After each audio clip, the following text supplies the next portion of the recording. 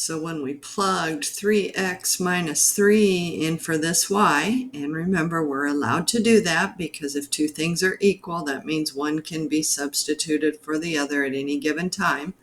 So when we took the y out of the second equation, plugged that in, we saw our 3x's canceled, and right at the end of the last video, we decided that is a false statement.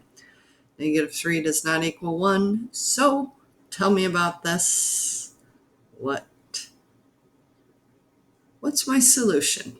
How many do I have? When we were solving equations and we got a false solution, we wrote no solution, and we still do.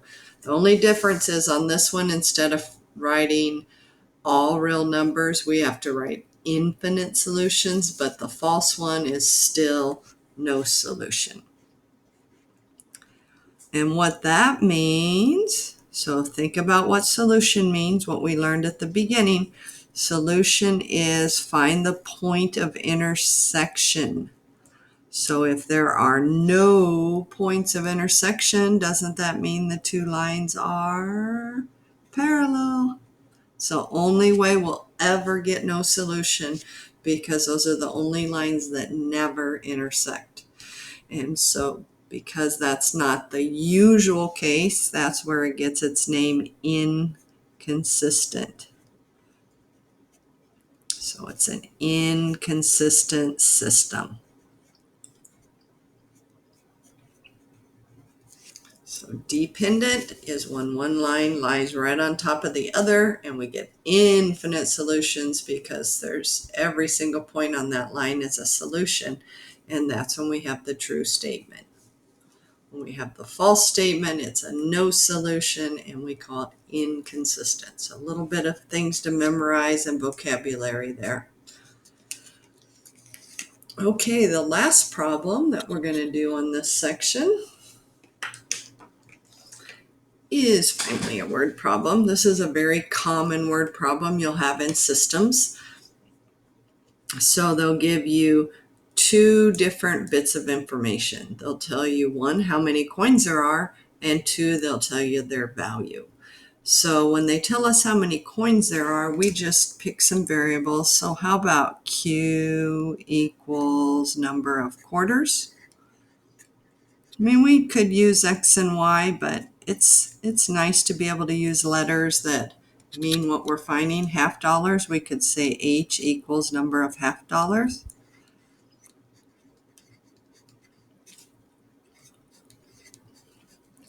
So using those two variables, Alina has 24 coins, and there are only these two. So what equation would I write? Q plus H equals 24, right? If she counts the quarters and the half dollars, she has 24 coins, and it says she only has those kind of coins. Now this one is value, so you have to be a little bit more careful about value. You have to put the value of each coin with it. When we're just counting coins, I don't care that this is worth 25 cents and this is worth 50 cents. But when I'm talking about value, I do care. So my second equation, because we know we need two equations, just like all of these others, right? We need to make a system. My second equation is going to have money involved. So 25 cents times how many quarters I have, plus 50 cents times how many half dollars I have, equal the value. So see the difference in the two equations? And almost all system problems are like that. They'll say 53 people or 53 adults and children went to a movie. A plus C equals 53. The adult tickets cost $10. The children tickets cost $2. So then you bring in that, and it's all about money. So usually one equation is just about number. The other one's usually all about money, and that's why we had to bring in the 25 and the 50 cents. So it's pretty obvious when you read it. 24 coins, so quarters plus half dollars, 24, and then the value tells us to put their money value in front. Well, right away I go, oh, no, I cannot have those decimals in there. That is out of the question. because that's going to make this a horrendous problem. So I'm allowed to multiply everything by 100, because remember, 2 decimal places means 25 over 100, 50 over 100, 1075 over 100. That way we'll end up with 2 nice equations. While we're doing it, let's go ahead and solve one of these too. See how they both have a 1 in front, so I can pick. So I'm just going to go with the Q. So to move the H over to the other side, I have to do the opposite. So my boxed equation is going to be Q equals 24 minus H. So step 1's completed. I found a letter with a 1 in front of it, and I got it all alone on one side by doing the opposite to move everything else over. So now let's go ahead and fix up this equation so we can plug in. So move it over 2, move the decimal 2 to the right, move the decimal 2 to the right, and my new equation is 25Q plus 50H equals 1075. So yes, I have large numbers, but we have a calculator, so we don't care so much. So now I take this and plug it into the other equation. So I'm going to take Q out and replace it with parentheses 24 minus H. So that's going to leave us with 25 parentheses 24 minus H plus 50H equals 1075. Okay, so 25, take out the Q, put in 24 minus H plus 50H equals 1075.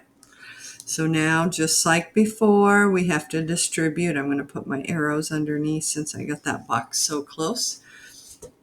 So we need to do 25 times 24. I'm going to try and guess.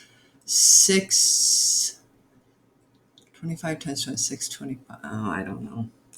Sorry. I thought I could come up with it in my head. 600. I was going to say, I don't know. I knew 25 times 25 was 625. That's stupid that I couldn't get it. But, we all have our little memory blocks. So 600 minus 25H plus 50H equals 1075.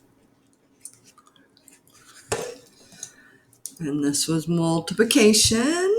So we distributed that, So now we can do 2 steps at once, I think, again. Bring your constant over to the right by doing the opposite. And this is number of coins. So if you get a fractional answer on a problem like this, it's probably wrong because they're telling us what it's worth. So you should get a whole number of coins. So that's kind of a good little check on this one. 50H minus 25H is 25H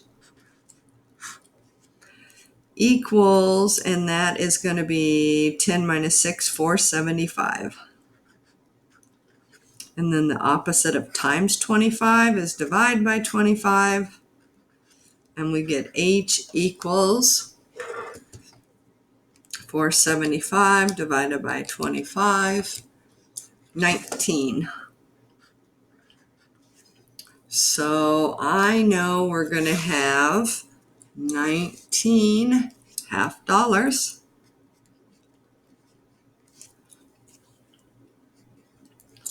Because I just got H equals. And that's why I don't like using X and Y. Because then you're like, oh, what's X mean? What's Y mean? Well, when I found H, I knew it was half dollars. So I immediately went up and wrote 19 half dollars. So it's nice to use variables that stand for what you're finding. Okay, so what's the question says? How many quarters does she have? Oh, so they're not asking about half dollars after all. They're asking about quarters. So how am I going to find quarters? The box is begging me go to it. See that? So if H is 19, can I easily say number of quarters then is 24 minus 19, which is 5. So then I put that here, 5 quarters.